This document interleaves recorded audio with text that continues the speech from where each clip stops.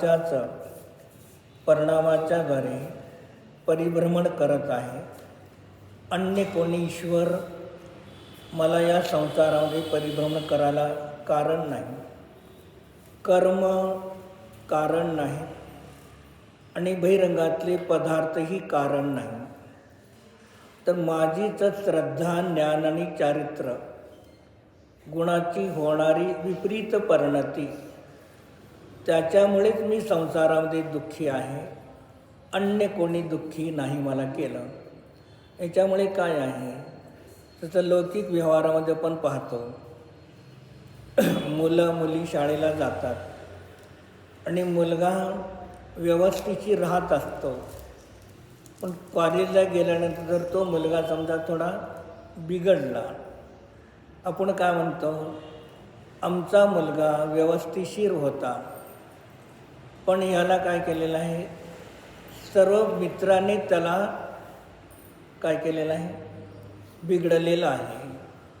आता बिघडले कोण, मित्राने. आता सुधारणार कोण, मित्र सुधारलं का स्वतः सुधारलं पाहिजे. मग तिथे त्याचं आचार्य सांगतात, बहिरंगामध्ये निमित्त कारण आहेत, पण आपला मुलगा स्वयंच्या पुरुषार्थाने बिघडलेला आहे आणि आपला मुलगा स्वयं पुरुषार्थ करेल तर पहिल्यासारखा व्यवस्थिशीर होईल. मग तिथे दुसऱ्याने बिघडलं तर दुसरेच सुधरावं, आमच्या मुलाला सुधारण्याची काय आवश्यकता नाही. म्हणजे तिथे तर म्हणतो बरोबर, तसं इथे आचरणात परद्रव्याने तुम्हाला कोणीही संसारामध्ये फिरवलं नाही. तुमच्या स्वतःच्याच विपरीत श्रद्धा, ज्ञान आणि चारित्र्याच्या द्वारे तुम्ही स्वयं परिभ्रमण करीत आहे, हे सांगितलं.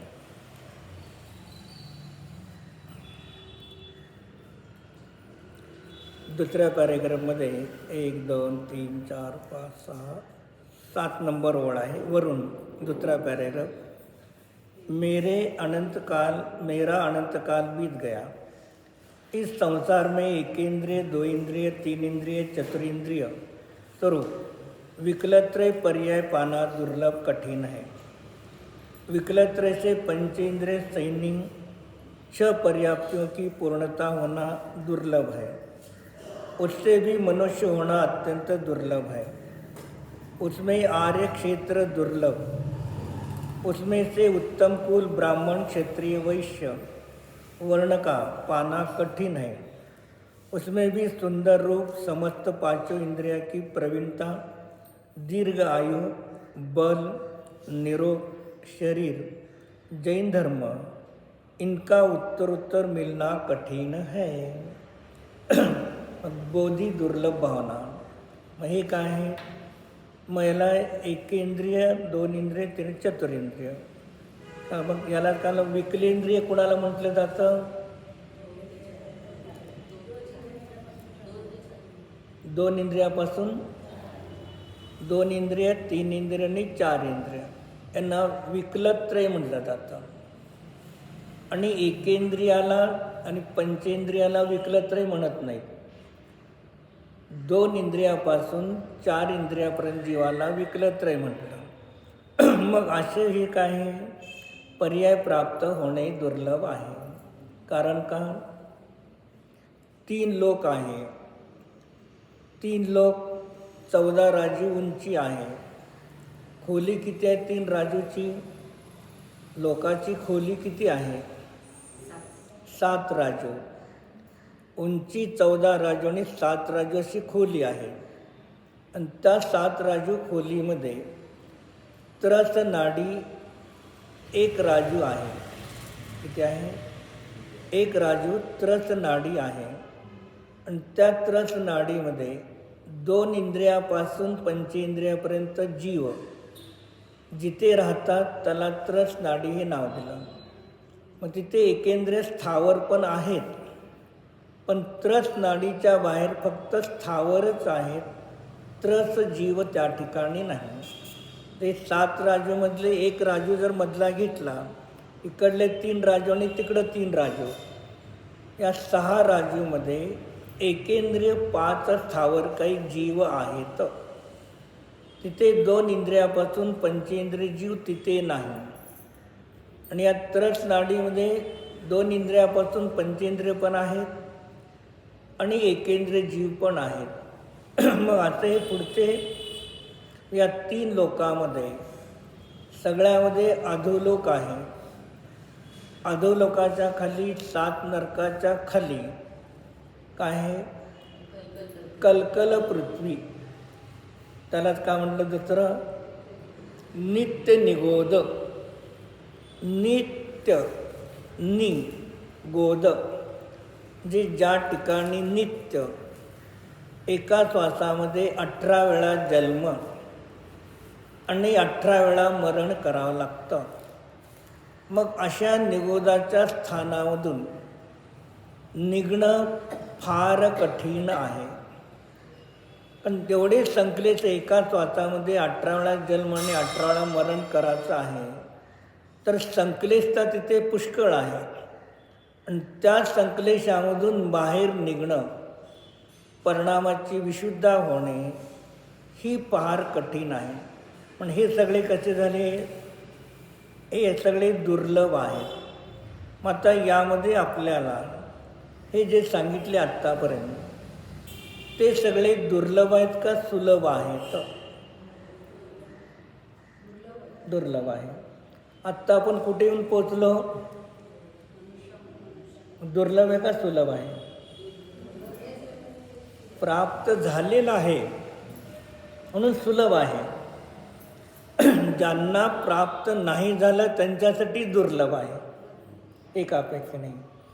आणि आत्ता आपण मनुष्यामध्ये आलो म्हणजे काय केलेलं आहे? 7व्या नरकाचे 7 राजू खालचा नरक आहे आणि त्याच्या खाली निगोद आहे.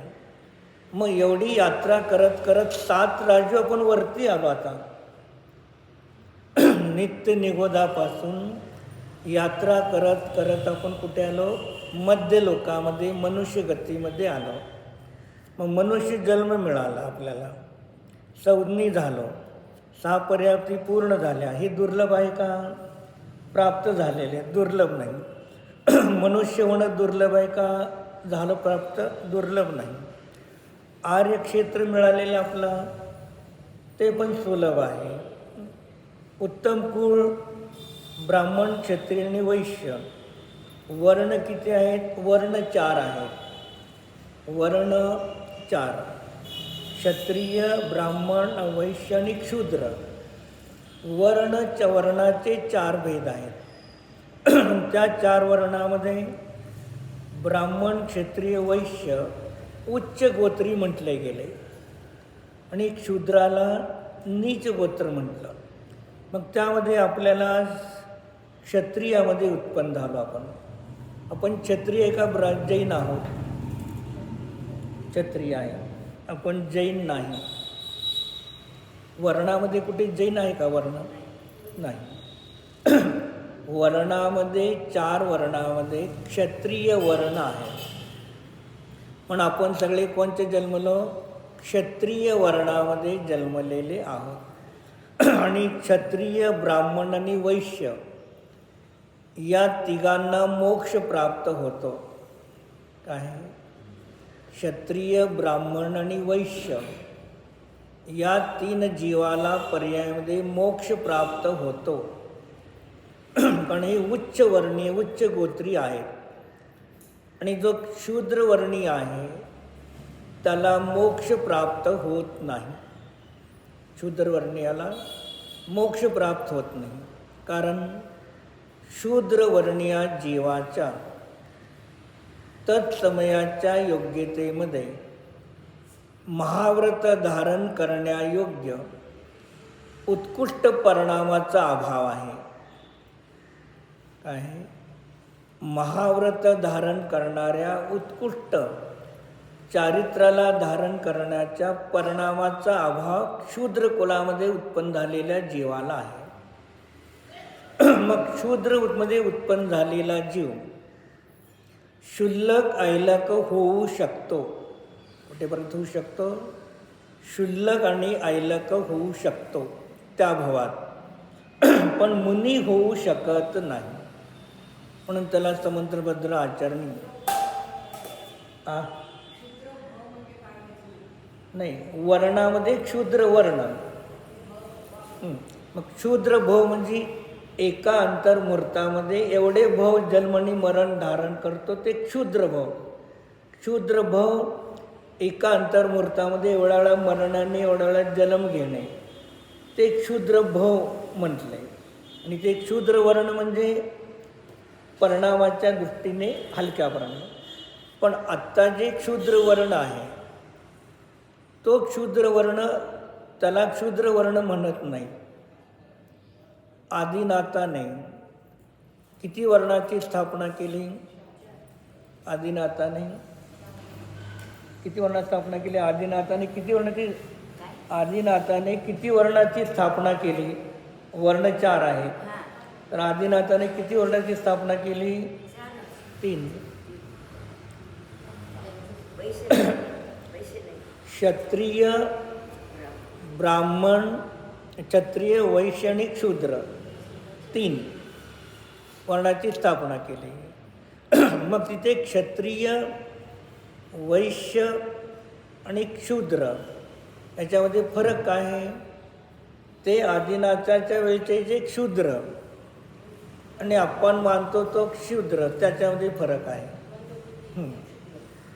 ज्याची बुद्धी युद्ध करामध्ये काम करत नाही, सैन्यामध्ये जो व्यापार करू शकत नाही, अशा बुद्धीने मंद व्यक्तीला क्षुद्र संज्ञा आहे.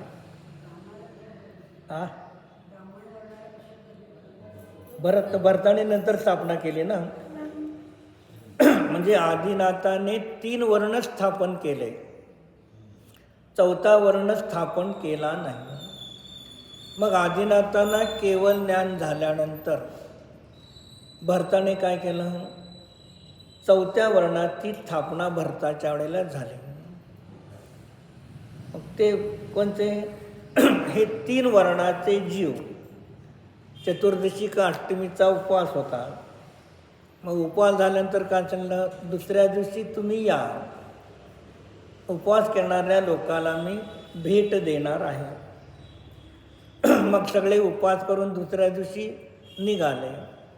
मग अर्ध्या भागामध्ये हिरवळी गवत होतं आणि अर्धा भाग जमीन होती कोरडी. मग सगळेजण निघाले.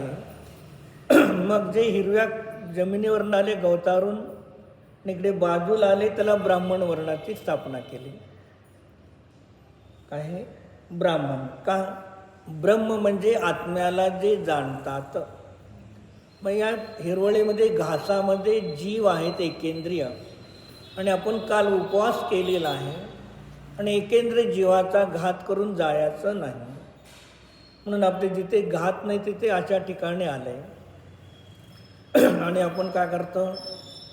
मूलाचार भगवतीने श्रावकाचार्याने सांगितलं, श्रावकाने वन भोजन, बगीच्यामध्ये भोजन करायचं नाही. पण बगीच्यामध्ये भोजनाला जातो. का बरं? सगळे हिरवळ आहेत ना, एकेंद्रिय जीवाचा घात होतो. एकेंद्रिय जीव, त्याच्याद्वारे असणारे स्त्रज जीव, या सर्वांचा घात होतो. चला आज कुठे जायचं? बगीच्याला जायचं. कशाला? जेवायला. हिंसा करा आणि आनंद माना. हिंसा आनंद.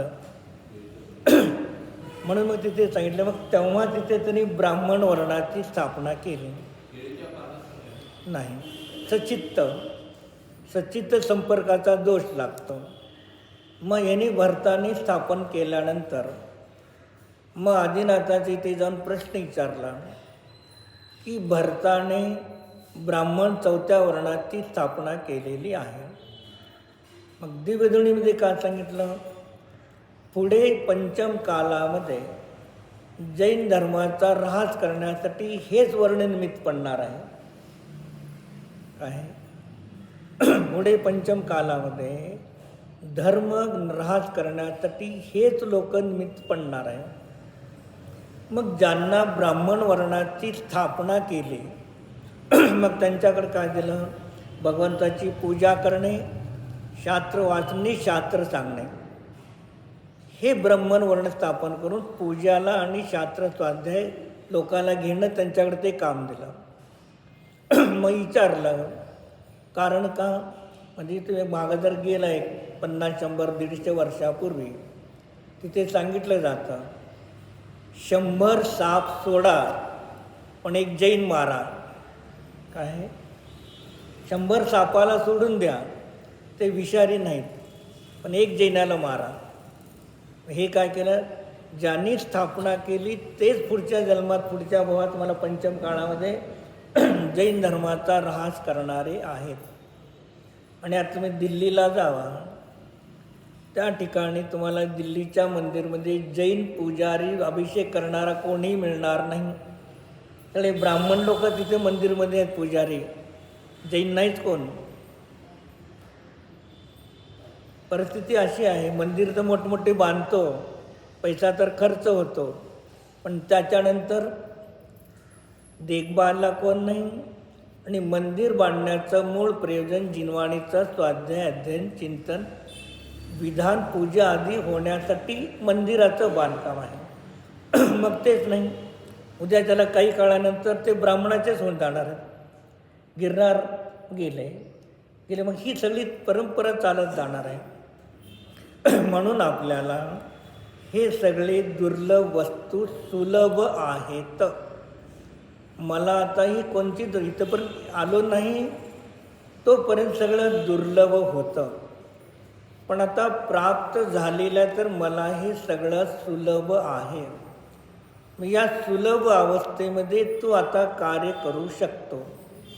का सांगितलं, सम्यक दर्शन प्राप्त करण्यासाठी क्षत्रिय, ब्राह्मण, वैश्य, क्षुद्र असा कुठे भेद सांगितला नाही. गौतम कोणत्या धर्माचे होते, ब्राह्मण. विद्यानंद आचार्य ब्राह्मण, पूज्यपादाचार्य ब्राह्मण, आपले पुष्कळ आचार्य ब्राह्मणाचेच होते. नंतर त्यांनी जैन धर्म स्वीकार केला. मग या चारी गतीमधल्या चारी वर्णांना सम्यक दर्शन प्राप्त करण्यासाठी बाधा नाही. मग सम्यक दर्शन प्राप्तीसाठी नियम काय सांगितला आचार्यांनी, जीवाला पर्यायामध्ये सम्यक दर्शन प्राप्तीसाठी नियम कारणं काय सांगितले, कोणकोणची कारणं पाहिजे, पंचेंद्रिय, संज्ञी, पर्याप्त आणि विशुद्ध. पंचेंद्रिय, संज्ञी, पर्याप्त आणि विशुद्धी हे 4 कारणं असतील तर तुम्हाला सम्यक दर्शन प्राप्त होतं. संज्ञी म्हणजे 5 मन, संज्ञी. पंचेंद्रिय, 5 इंद्रिय आणि मन पाहिजे. पर्याप्त पाहिजे, 6 पर्याप्तीची पूर्णता पाहिजे. हे बंद झालं, आदेश बंद. आणि विशुद्धी पाहिजे परिणामाची. संज्ञी, पंचेंद्रिय, पर्याप्त आणि विशुद्धी हे 4 कारणं असेल तर सम्यक दर्शनाची प्राप्ती होते. गर्भ मग असेल तर सम्यक दर्शन होणार. मग इथे आता वर्ण कोणता सांगितला का, ब्राह्मण, शूद्र, वैश्य नाही. गती कोणची सांगितली का, नाही. शरीर असंच पाहिलं असा नियम आहे का, नाही. जे तुम्हाला या 4 गोष्टी जर प्राप्त असेल तर तुम्ही 4ही गतीमध्ये सम्यक दर्शन प्राप्त करू शकता. फक्त मनुष्यगतीच नाही तर 4ही गतीमध्ये तुम्ही सम्यक दर्शनाच्या प्राप्तीचे हे 4 मूळ कारण आहेत. मग निसर्ग आणि अधिगमच सम्यक दर्शनाचे 2 भेद आहेत. मग अधिगम सर्व गतीत मिळतो असा नियम नाही. मग निसर्ग सम्यक दर्शन प्राप्त होण्यासाठी त्याला वर्तमानमध्ये उपदेश नाही, पण पूर्वभवातला उपदेश, पूर्वभवातली देशना त्याला कार्य करते. जे निसर्ग सम्यक दर्शनाच्या वेळेला तुम्हाला उपदेशाची आवश्यकता नाही. तिसऱ्या नरकापर्यंत उपदेश आहे. चौथ्या नरकापासून पुढे उपदेश नाही. तरी तिथे क्षोभशम सम्यक दर्शन, उपशम सम्यक दर्शन जीव प्राप्त करू शकतो. अडीच दीपापर्यंत मनुष्य तिर्यंच्यांना उपदेश आहे. पुढच्या तिर्यंच्यांना उपदेश देण्याला कोणी जात नाही. देवगतीमध्ये की प्रत्येक गतीमध्ये सम्यक दर्शनाची वेगळी वेगळी कारणं आहेत. ती कारणं कुणाला प्राप्त होतात आणि सम्यक दृष्टी होतात, आणि वर्तमानमध्ये ते प्राप्त न होता सुद्धा सम्यक दर्शन प्राप्त करतात. ही 4 कारणं तुम्हाला पाहिजे. सम्यक दर्शन तुम्ही प्राप्त करू शकता. तिन्ही वर्णामध्ये उत्पन्न होऊन अनेकांत आनंदधर्मात्मक शाद्वाद कथन पद्धतीच्या द्वारे जिनेंद्र भगवंतांनी सांगितलेले 6 द्रव्य 7 तत्व 9 पदार्थ, गुणस्थान मार्गणास्थान जीव समाज, उपादान निमित्त. उपादान कार्याचा करता आहे, निमित्त अकिंचित कर आहे. निमित्ताशिवाय होत नाही. पुण्य पाप हेय आहे. शुद्ध भाव उपादेय आहे. एवढी तुम्हाला सामान्य रूपाने ज्ञान झालं तर या 3 जातीतल्या जीवाला ते प्राप्त सम्यक दर्शन प्राप्तीसाठी एवढी कारणं आहेत. मग हे तिथे आपल्याला आचार्य म्हणतात की हे तुम्हाला आता मनुष्य पर्याय सगळ्यांना. आपलं आयुष्य कम पाहिजे का जास्त पाहिजे? आयुष्य आपल्याला कमी पाहिजे का जास्त पाहिजे? निरोगी असो, काही त्रास नसेल तर 200 वर्ष आहेच राहू दे, आणि रोग असेल व्याधी असेल तर 1 वर्षसुद्धा नको. माहिती का जरा, आयु जास्त जी मिळते ती भाग्यवान लोकांना आयुष्य जास्त मिळत असतं. आणि आपल्याला जरा वृद्ध काळाला जरा काही शारीरिक त्रास होऊ लागला, देवा मला आता उचल बाद झालं. अरे पूर्वीच्या पुण्याने तुम्हाला देवगुरुशास्त्र आयुष्य हे सगळं मिळालेलं आहे. पुण्याच्या उद्याने मिळतं. काही 3 महिन्यात गर्भात मरतात, कोण 5 महिन्यात मरतात, कोण जन्मल्यावर 1 श्वास घेऊन मरतो. आणि आज आपण एवढ्यापर्यंत आलो तर भाग्यवान आहे समजा. देवाला लवकर जाऊ दे, मागू नका कधी. या मनुष्य गतीमध्ये थोडा काळ दुःख भोगा, काही वाटणार नाही. पण देवा मला लवकर उचल इथनं. काय विचार करू लागलो, मला आयुष्य कम पाहिजे, आयुष्य जास्त नको. पुढच्या भवात जिथे आयुष्य कम होतील तिथे जन्म मरण करावं लागेल वारंवार. मिळालेलं आहे त्याचा जे काही असेल ते यथाशक्ती देवगुरु शास्त्र संसार करत राहावा. का झालं, हे मनुष्य जन्म मिळणं फार कठीण आहे. आणि तेवढ्यातून इथेपर्यंत आपण येऊन थांबलेले आहे. आता इथून ही आपली स्टेशन 7व्या नरकाच्या खाली निगोदाला परत न्यायचं आहे. 7 राजू परत खाली जायचं आहे का 7 राजूवरती सिद्धालयामध्ये जायचं आहे, हे तुमच्या हातात आहे. प्रयत्न उलटा केला खाली जाचाल, सम्यक प्रयत्न करचाल तर सम्यक दर्शन प्राप्त करून काही भवानंतर निमाणी निर्वाणाला प्राप्त होऊ शकतो. आपला सम्यक पुरुषार्थ आणि आपला विपरीत पुरुषार्थच आम्हाला संसार आणि मुक्तीला कारण आहे, आणि दुसरं कोणी नाही. मग हे तिथे काय आहे की हे सगळं आम्हाला उत्तर मिळणं कठीण नाही, सुलभ आहे. इथेपर्यंत मी येऊन पोहोचलो. पुढे काय सांगतात, कभी इतनी वस्तू की भी प्राप्ती हो जाए. मग एवढे सगळे कठीण वस्तू प्राप्त झाल्या हो जाए तो भी श्रेष्ठ बुद्धि, श्रेष्ठ धर्म श्रवण, धर्म का ग्रहण, धारण, श्रद्धान, संयम, विषय सुखोंची निवृत्ती, क्रोधादी कशांका अभाव होणं अत्यंत दुर्लभ है. हे इथंपर्यंत आल्यानंतर पुढचं गाणे पुढे सांगितलं, श्रेष्ठ बुद्धी. श्रेष्ठ बुद्धी कोणची? लौकिक व्यवहारामध्ये तुम्ही आकाशामध्ये जेवढी यान सोडले, स्पुटनिक सोडले, ती श्रेष्ठ बुद्धी नाही. ते मतिश्रुत ज्ञानच आहे. पण कोणचं ज्ञान आहे? सराग मतिश्रुत ज्ञान आहे. वीतराग विज्ञान. मग ते काय सांगितलं? मग बाहेर लौकिक व्यवहारामध्ये अनेक राष्ट्रामध्ये प्रत्येकजण शोध लावतात, काही ना काही नवीन कार्य करतात. ती बुद्धी श्रेष्ठ म्हटली जात नाही. ती बुद्धी काय आहे? कुबुद्धी आहे.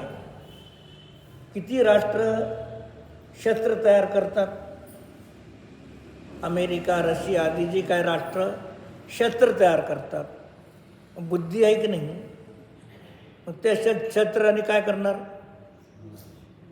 दुसऱ्या राष्ट्राला ऐकणार, युद्धामध्ये माणसाला मारून टाका. मग अशी बुद्धी काहीही कामाची नाही. मग बुद्धीमध्ये 6 द्रव्य, 7 तत्व, 9 पदार्थ, निश्चय नाही, व्यवहार नाही, उपादान, निमित्त, याचा निर्णय करण्याचं कार्य ज्या बुद्धीमध्ये होतं ती बुद्धी श्रेष्ठ आहे. आणि या सर्वामध्ये माझा शुद्ध आत्माचं मला पर्यायामध्ये सम्यक दर्शन प्राप्त करून मोक्ष नेण्यासाठी कारण आहे. अशी बुद्धी म्हणजे ज्ञान आपल्याला धारण करणं श्रेष्ठ आहे. धर्मश्रवण. मग धर्माचं श्रवण करणं बुद्धी तर आहे, क्षोभक्षम आहे, पण धर्मश्रवण करायला वेळ नाही. एकांच्या घरी गेलो होतो, प्रवचनला बोलवलं होतं त्यांनी 4-8 दिवस. मग सकाळी माझं प्रवचन सुरू राहणार. मग ते व्यक्ती प्रवचनच्या शेवटी 10 मिनिटं येणार. बोलवलं म्हणलं, शास्त्राला प्रवचन तुम्ही नाही तर का उपयोग आहे? काय करतो म्हणले? मी विचारलं. सकाळी 6 वाजल्यापासून 8:30पर्यंत मला फोन करावं लागतात. काय करावं लागतात? 6 वाजल्यापासून 8:30पर्यंत मला फोनच करावं लागतात. मला वेळच नाही. बुद्धी मिळाली, धन मिळाला, जैन धर्म मिळाला, पण धर्म श्रेष्ठ धर्म करण्याचे भाव नाहीत. आज आपल्याला बुद्धी मिळाली, श्रेष्ठ धर्म करण्याचा भाव झाला, श्रवण. मग श्रेष्ठ धर्म का म्हटलं? धर्म श्रेष्ठ का मानला? तर जैन धर्म श्रेष्ठ मानला गेला. मग जैन धर्माला श्रेष्ठ का मानलं? ज्या धर्मामध्ये अनेकांत आनंद धर्मात्मक वस्तू शाद्वाद पद्धतीच्या द्वारे कथन केली जाते, तो धर्म श्रेष्ठ मानला जातो. ज्या धर्मामध्ये मिथ्या एकांत, मिथ्या अनेकांत वस्तूचं कथन होतं, त्याचं ग्रहण होतं, तो श्रेष्ठ धर्म नाही. अनेकांत आनंद धर्मात्मक शाद्वाद कथन पद्धती किंवा अनेकांत आनंद धर्मात्मक वस्तूची सिद्धी प्रमाण आणि नयाच्या द्वारे होते. प्रमाण ज्ञानाच्या द्वारे सम्यक अनेकांतात्मक वस्तूची सिद्धी होते आणि नय ज्ञानाच्या द्वारे सम्यक एकांत वस्तूची सिद्धी होते. हा धर्म श्रेष्ठ आहे. मिथ्या एकांत आणि मिथ्या अनेकांत. वस्तूमध्ये नित्य धर्म आहे, अनित्य नाही. अनित्य धर्म आहे, नित्य धर्म नाही. द्रव्यच आहे, पर्याय नाही, एकांत.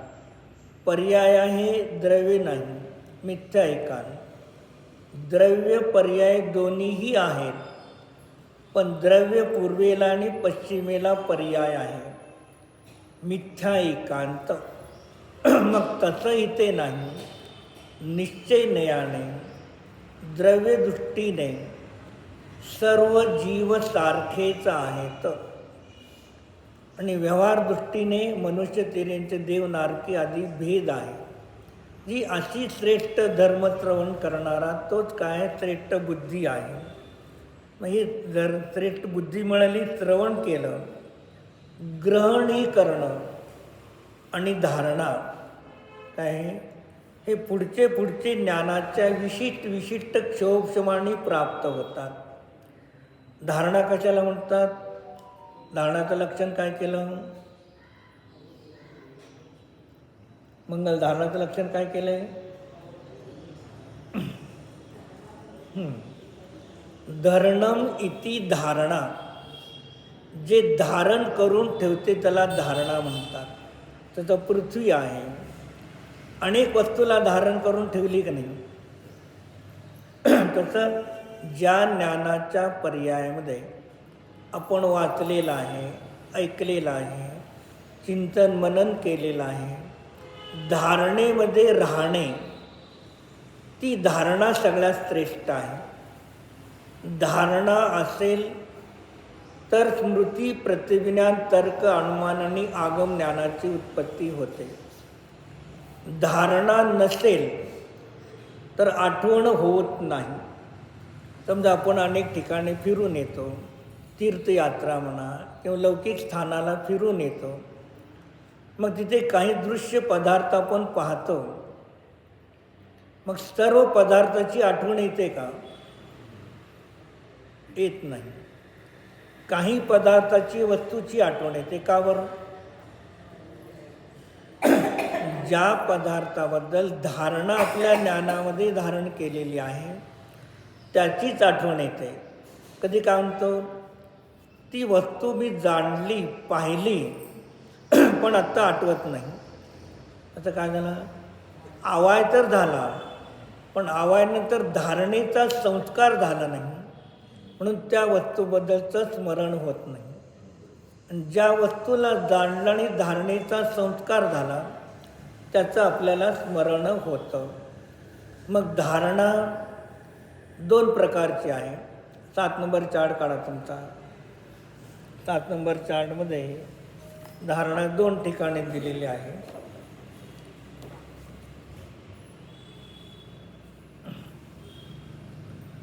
एक आईचं मती ज्ञान आहे. आईच्या मती ज्ञानामध्ये इकडे उजव्या बाजूला परोक्ष, स्मृती, प्रत्यभिज्ञान, तर्क, अनुमान, हे परोक्ष ज्ञान झाले. आणि ते त्यानंतर सांव्यारिक प्रत्यक्ष आहे, इंद्रियात मन की अपेक्षा आहे. मग मती ज्ञानाचे भेद किती केले? 4 मुख्य रूपाने. अवग्रह, ह्या, आवायनी, धारणा. मग धारणा काय झालं?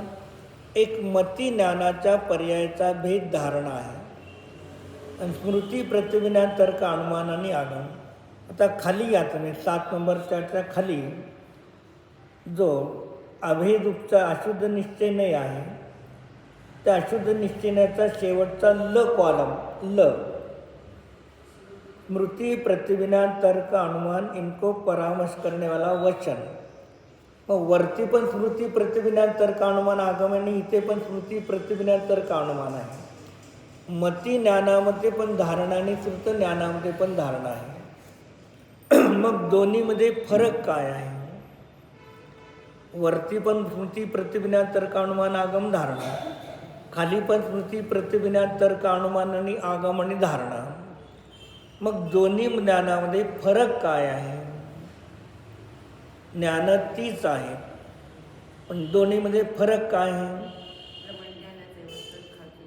बरोबर, प्रमाण आणि नय आहे, हा फरक आहे. आणि दुसरा फरक काय आहे? वरती प्रमाण ज्ञानामध्ये स्मृती, प्रतिज्ञान, तर्क, अनुमान, आगम आणि धारणा हे स्वार्थ आहेत, स्वतःसाठी आहेत, ज्ञानात्मक आहेत, प्रमाण आहेत, वचनात्मक नाही, दुसऱ्यासाठी नाही. आणि ते खाली काय लिहिलेलं आहे? स्मृती, प्रतिज्ञान, तर्क, अनुमान इनको परामर्श करणारे वचन.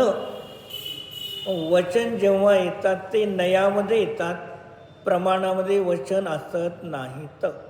मग एक मती ज्ञानाची धारणा आणि एक श्रुत नय ज्ञानाची धारणा, दोन्ही फरक आहे.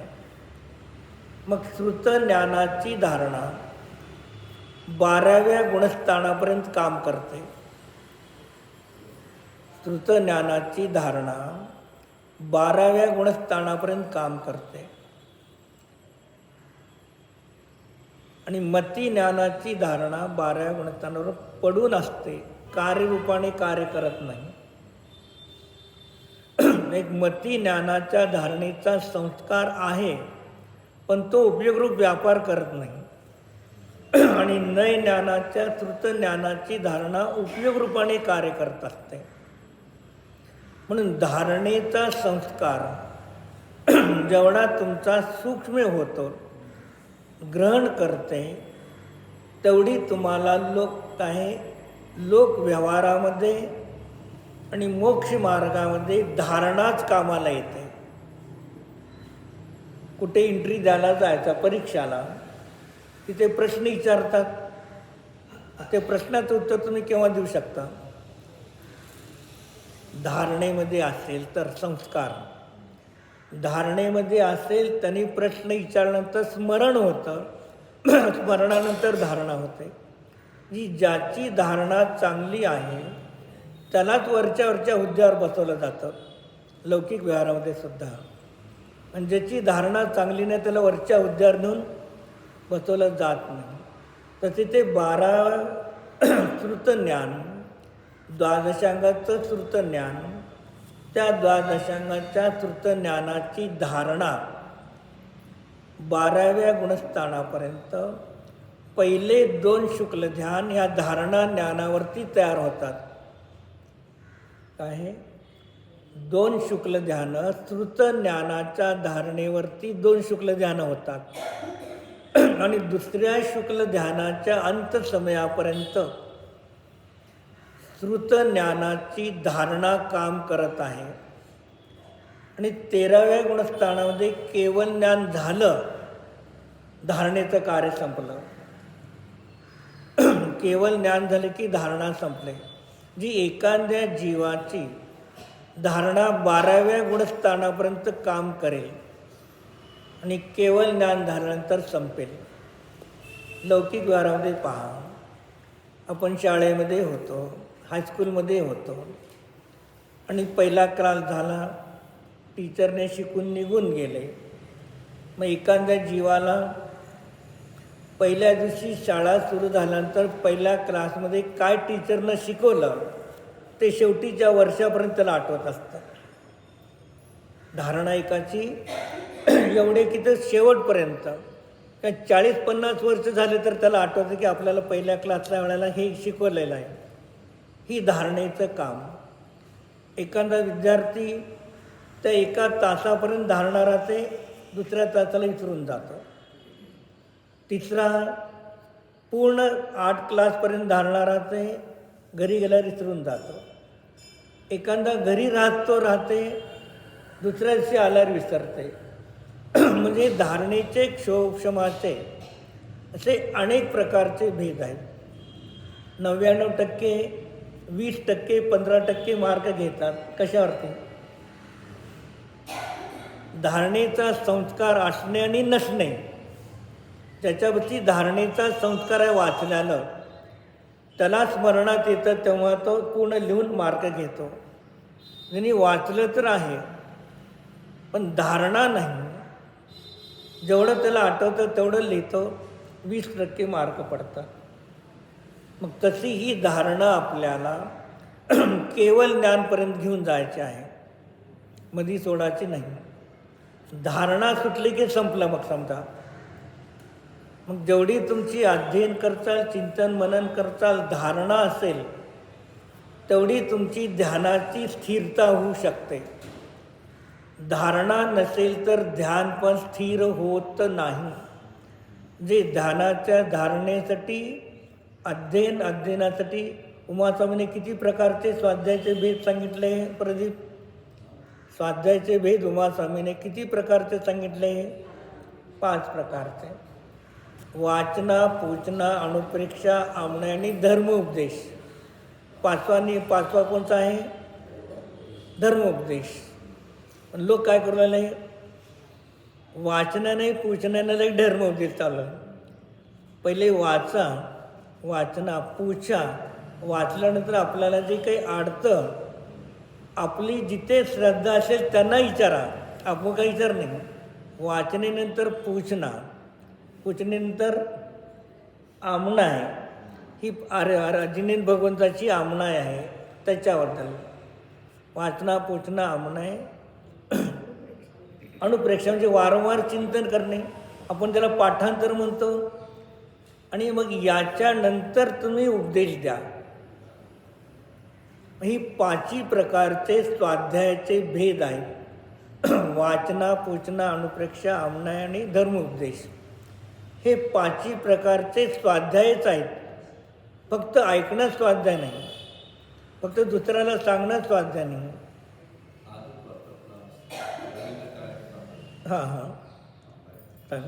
जी हे 5 प्रकारच्या स्वाध्यायामध्ये कोणताही स्वाध्याय केला तर त्याला स्वाध्यायच म्हणणार. आणि त्याच्यातून काय झालं पाहिजे? आपल्या स्वतःच्या ज्ञानाची विशुद्धी वाढणं ही महत्त्वाची गोष्ट आहे. मग अशी श्रेष्ठ धर्मश्रवण. आता धर्मश्रवणमध्ये नंतर धर्मग्रहण. मग वस्तूचे 2 धर्म आहेत. एक नित्य धर्म आहे, एक अनित्य धर्म आहे. मग अनित्य धर्माबद्दलचं धर्मग्रहण आणि नित्य धर्माबद्दल धर्माचं ग्रहण. त्याला निश्चय नाही, व्यवहार नाही म्हणा. निश्चय नाही नित्य धर्म, व्यवहार नाही अनित्य धर्म. या दोन्ही धर्माचं ज्ञान करून घ्या. दोहोंचं श्रद्धान करा, दोनाला स्वीकार करा, चारित्र्यामध्ये ग्रहण करा. मग हे दोन्हीला ग्रहण करून मला पर्यायामध्ये सम्यक अतींद्रिय आनंद प्राप्त करायचा असेल, मोक्ष मार्ग प्राप्त करायचा असेल, तर नित्य धर्मालाच ध्यानाचा विषय केला पाहिजे. अनित्य धर्माला ध्यानाचा विषय केला नाही पाहिजे. ही धर्मबुद्धी ग्रहण करण्याची. आणि दुसरं आहे जो नित्य धर्म आहे, नित्य धर्माला ध्यानासाठी उपयोग करणं ग्रहण आहे, अनित्य धर्माला ध्यानासाठी उपयोगी ग्रहण नाही. हे निर्णय करा धारणेमध्ये. मग त्यामध्ये जो नित्य धर्म आहे तो नित्य धर्म कसा आहे? निष्क्रिय आहे, अपरिणमनशील आहे. निष्क्रिय आणि अपरिणमनशील आहे. मग निश्चय धर्माच्या द्वारे निश्चय धर्माला जाणलं जात नाही.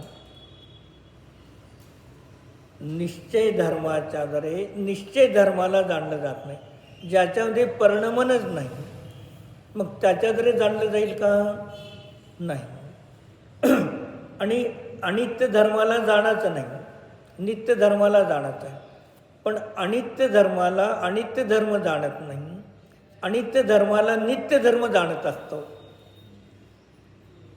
पर्याय अनित्य आहे. मग पर्याय द्रव्याचं ध्यान करणार का द्रव्याचं ध्यान करतं? ध्यान करणारी कोण आहे? पर्याय, अनित्य आहे. मग ती अनित्य पर्याय नित्य पर्यायाचं ध्यान करते. म्हणून नित्य धर्म स्वतः मी नित्य आहे, शाश्वत आहे, तो स्वतः आपला निर्णय करत नाही, अस्थिर आहे. आणि जी पर्याय आहे अस्थिर आहे, अनित्य आहे. मग ती अनित्य पर्याय आपल्या अनित्य पर्यायाचा विचार करत नाही. ती अनित्य पर्याय आपल्या अनित्य पर्यायाचा निर्णय करेल तर निश्चय सम्यक दर्शनाची प्राप्ती होत नाही.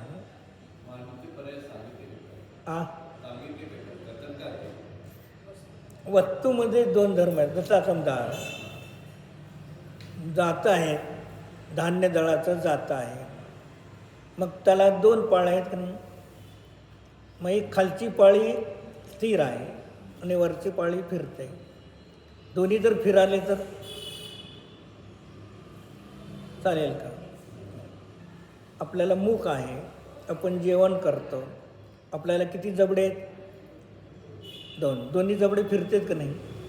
टाकावर खालचा फिरतो, वरचा फिरून टाकावर. इथे सुद्धा एक खालचा फिरणारे व स्थिर आहे. स्थिर आणि अस्थिर हे दोन्ही त्याचे धर्म आहेत वस्तूचे. आणि समजा तुम्ही अस्थिर पर्याय धर्म काढून टाकला, मग वस्तू एकांत झाली का अनेकांत झाली? एकांत. कमळाचं फूल आहे, त्या कमळाच्या फुलाला सर्व बाजूने आकृती जे रचना असेल तशा सगळ्या बाजूने तिथे काय कमळाच्या पाकळ्या आहेत. आणि ते एका ठिकाणी मग तुम्ही त्याला कमळाचं फूल म्हणता का नाही? आणि पाकळ्या एक एक काढून बाजूला टाकले तर तसं वस्तूमध्ये नित्य आणि अनित्य दोन्ही धर्म आहेत. नित्य धर्माच्याद्वारे वस्तू त्रिकालवरती टिकून राहते आणि अनित्य धर्माच्याद्वारे परिणमन होतं. आपला मनुष्य जन्म, आपला आत्मा मनुष्य गतीमध्ये आला, आत्मा नित्य आहे. तसं पर्याय जर आणि नित्यच राहिले असते तर पर्याय काय होते? अनित्य. म्हणून मग तिथे काय उमास्वामीने जीवाला किती लोक उपकार करतात? जीवाला कोणाकोणाचा उपकार आहे? उद्गलाचा उपकार आहे, धर्मद्रव्याचा उपकार आहे, अधर्मद्रव्याचा उपकार आहे, आकाशद्रव्याचा उपकार आहे, कालाचा उपकार आहे, दुसऱ्या जीवाचा उपकार आहे. आणि कोणाचा उपकार आहे? कर्माचा उपकार आहे, आयुकर्माचा उपकार आहे. काय? मरण पण उपकार आहे, जन्म पण उपकार आहे. वर्तन हां, लहानपणापासून मोठं जाण्याचे परिणमन करण्यासाठी बैरगाचे कालद्रव्य निमित्त आहे. आपल्याला आपल्या माता पित्याने खाऊ पिघळून मोठं केलं, आपण त्यांना वृद्धकाळी सांभाळतो. सांभाळणार न सांभाळण्याची चर्चा नाही. आपण आपल्या मुलाला जन्मला लहान मोठं सांभाळतो, तो आपल्याला पुढे सांभाळतो. परस्पर उपरव जीवाणाम झालं की नाही? मग तसं तुम्हाला या मनुष्य गतीतून तुम्हाला इथून काढणे हे पण आयुकर्माचा उपकार आहे. आणि तो उपकार नसला तर इथेच राहिला असता तर दुःख पुष्कळ भोगावं लागलं असतं. मग तसं इथे आचरत असतात. अशी धर्मबुद्धी, श्रेष्ठ धर्म कोणचा? माझा स्वतःचा आत्मा शुद्ध बुद्ध एक ज्ञानस्वरूप त्रिकालवरती शुद्ध आहे आणि पर्यायामध्ये अशुद्धी असते, पर्यायामध्ये एकदे शुद्धी प्राप्त होते आणि पर्यायामध्ये पूर्णशुद्धी प्राप्त होते. म्हणजे हे पर्यायाचे धर्म 3 प्रकारचे वेगळे आहेत आणि एक निश्चय नाही. धर्म एक प्रकारचा एकच आहे, त्याच्यात भेद नाही. मग असा धर्म ग्रहण करण्याची धारणा हे सांगितलं. मग हे धारणा श्रवण केलं, धर्म ग्रहण केला, पण श्रद्धानच केलं नाही. काय केलं? श्रद्धाच केली नाही त्याची, तर त्या ज्ञानाचा काहीही उपयोग नाही. कारण का? ज्ञानाचं फळ श्रद्धा आहे. काय? ज्ञानाचं फळ श्रद्धा आहे आणि श्रद्धेचं फळ चारित्र्य आहे. इकडून सांगताना कारण का? पदार्थाचं ज्ञान झाल्याशिवाय श्रद्धान होऊ शकत नाही. काय? पदार्थाचं ज्ञान झाल्याशिवाय श्रद्धा होत नाही. आणि पदार्थाच्या ज्ञानाशिवाय जर श्रद्धान करा म्हटलं आणि कोणी श्रद्धान केलं तर त्या श्रद्धेला गाढवाच्या शिंगाप्रमाणे म्हणतात. प्रदीप काय? तुमच्या छोट्या कन्याचा तुम्ही विवाह ठरला, मुलीला सांगितलं तुझा विवाह ठरलेला आहे, त्या मुलाची श्रद्धा कर. त्याने बघितलं नाही, फोटो पण समोर बघितलं नाही, श्रद्धा कर म्हणलं तर वडील सांगतात म्हणून श्रद्धा करेल, पण त्या श्रद्धेला काही किंमत नाही. मग आता मुलाला तर घेऊन येऊ शकतो, मग मुलाचा फोटो आणला, हा उद्या होणारा पुढचा पती आहे. मग त्यांनी जाणलं की नाही, मग जाणल्यानंतर हा आपला पती होणार आहे जाणला नाही, हाच माझा पती आहे ही श्रद्धा.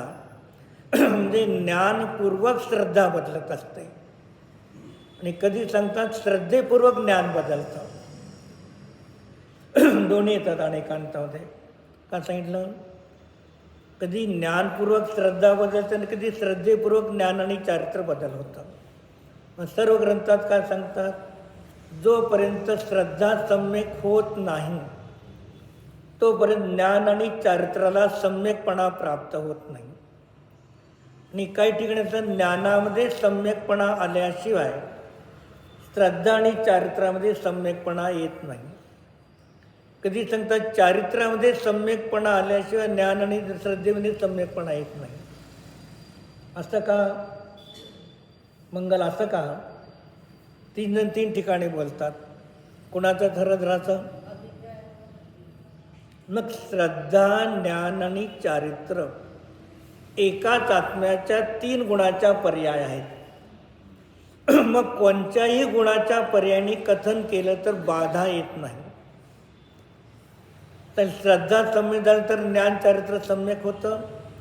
एक अपेक्षेने श्रद्धेला मुख्य केलं. जाणलं पण श्रद्धा नाही करतं तर ते ज्ञान मिथ्या आहे.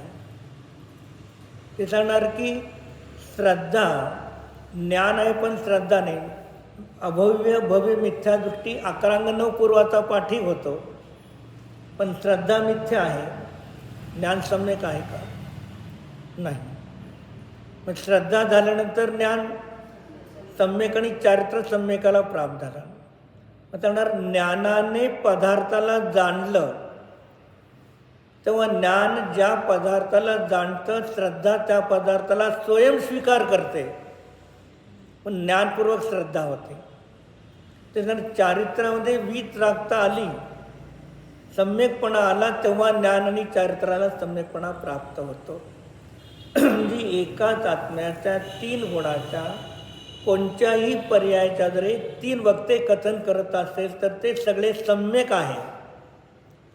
आणि मी म्हणलं श्रद्धामुळेच ज्ञान चारित्र्य सम्यक होतं, चुकलं. ज्ञानामुळे श्रद्धा चारित्र्य सम्यक होतं, चुकलं. आणि चारित्र्यामुळे ज्ञान श्रद्धा सम्यक होतं म्हटलं तर एकांत झाला. मग 3 गुण आहेत, 3 गुणाच्या पर्यायामध्ये कोणाला कोणत्याही पर्यायाचं जरी कथन केलं तर दोष नाही. मग 1 गुणाच्या पर्यायाच्या मुख्यतेने कथन करत असताना 2 गुणाच्या पर्यायाचं कथन अभिप्रायामध्ये गौण पाहिजे. अभाव असेल तर मिथ्या होतं, गौण असेल तर त्या ठिकाणी सम्यकपणा प्राप्त होतो. नंतर विषयापत क्रोधादी कशा अत्यंत दुर्लभ आहे. मग त्यानंतर अरिन सभी को उत्कृष्ट शुद्ध आत्मभाव वीतराग निर्विकल्प समाधि का होना अति दुर्लभ है, क्योंकि उस समाधि के शत्रु जो मिथ्या तो विषय कषय अधिरूप विवाह परिणाम है, उनकी प्रबलता है. इसलिए सम्यक दर्शन ज्ञान चारित्र्य की प्राप्ती नाही होती. पण शेवटी एक लक्ष आपण काय ठेवायचं? मनुष्य जन्माचा ध्येय, या मनुष्य जन्मामधून संलेखनापूर्वकच मी मरण करून जाईन, समाधीपूर्वकच जाईन. मग एक संलेखना समाधीपूर्वक जायचं आहे तरी पहिल्या सांगितलेल्या सगळ्या वस्तू तुम्हाला क्रमाने गेलं पाहिजे. धर्मश्रवण, देवगुरुशास्त्र सानिध्यात त्याने वाचणे, धारणा आदी.